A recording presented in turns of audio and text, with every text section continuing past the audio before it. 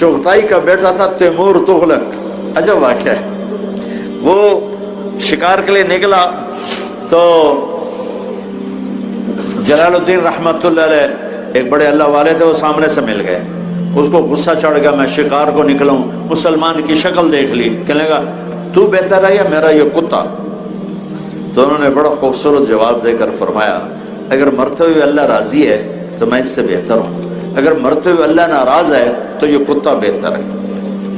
तो बड़ा मुतासर हुआ, कहा मुझसे तुम मिलो आके। वो आके मिले, थोड़ी इस्लाम की दावत दी तो कहने लगा अभी तो मैं मुसलमान नहीं होता हूँ, लेकिन जब मैं बादशाह बन जाऊंगा ना, मेरा बाप मर जाएगा, फिर तुम आना, फिर मैं मुसलमान हो जाऊंगा। वो बादशाह बना नहीं और जलालुद्दीन रहमतुल्लाह अलैह का इंतकाल होने लगा तो उन्होंने अपने बेटे रशीदुद्दीन को बुला के फरमाया कि जब तैमूर तुगलक बादशाह बने तो पहुंच जाना और मेरा वास्ता देके, मेरा हवाला देके बात करनी।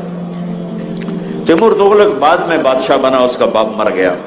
तो ये वहां पहुंचे तो इनकी गुर्बत और परदेश बना, किसी ने उनको जाने नहीं दिया बादशाह के दरबार में। तो एक दिन उसने क्या किया, बादशाह के दरबार के महल के करीब किसी छत पे चढ़ के जोर से अजान दी। अजान दी तो को बादशाह की ख्वाबगाह करीब थी, उसकी आंख खुली, उनका ये कौन पागल है मेरी नींद खराब कर रहा, पकड़ो। वो तो खुद ही अपने आप को पकड़वाना चाहते थे, तो वो उनको पकड़ के ले गए। कहा तुम कौन हो? कहा मैं जलालुद्दीन का बेटा हूँ रशीद। कहा अच्छा जलालुद्दीन किधर है? कहा वो मर फौत हो गए। बिठाया, क्या है इस्लाम, दावत दी, मुसलमान हो गया।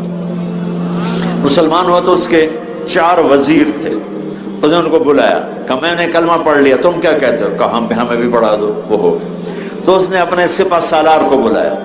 सिपा सालार का नाम था जराश।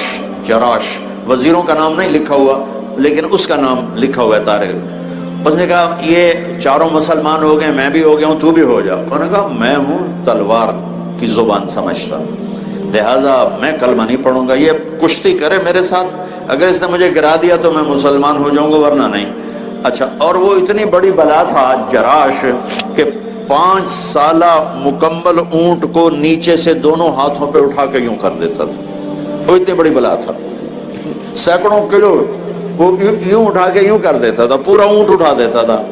तो वो बादशाह कहने लगा ये भी कोई इंसाफ की है, ये बेचारा माड़कू सा और तुम इतने हाथी, ये क्या कुश्ती है? तो रशीदुद्दीन कहने लगे मैं तैयार हूं। उनका मर जाएगा तू, एक ही थप्पड़ काफी होगा तुझे। उनका नहीं मैं तैयार हूं। अच्छा ठीक है। अगला दिन तय हो गया, मंगोलिया, ये मंगोलिया की बात। तो रात को अल्लाह से बात की, अगर अपने कलमे को फैलाना चाहता है तो मुझे जिता दे, नहीं फैलाना तो मैंने तो हिक्को थप्पड़ी काफी।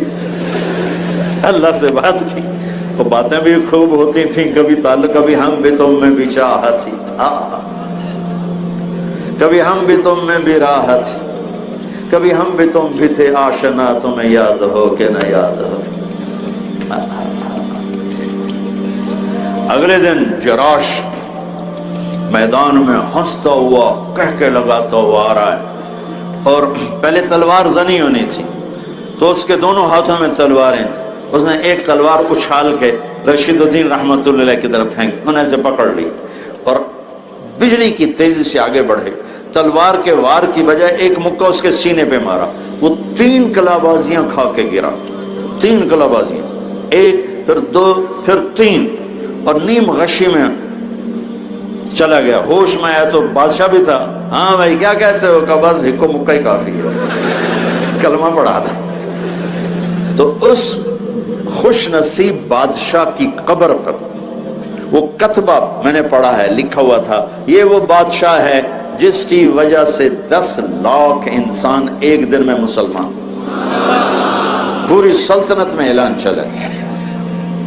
ये एक ऐसा अजीब व गरीब वाक़या है तातारियों का मुसलमान होना कि हर मुअर्रिख का कलम कांपने लगता है और हैरत में गुम हो जाता है कि जो कौम इस्लाम मिटाने आई थी वो खुद मुसलमान कैसे हो गए।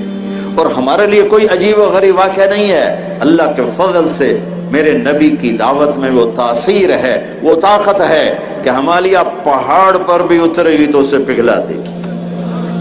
लेकिन कोई हो सही दावत देने वाले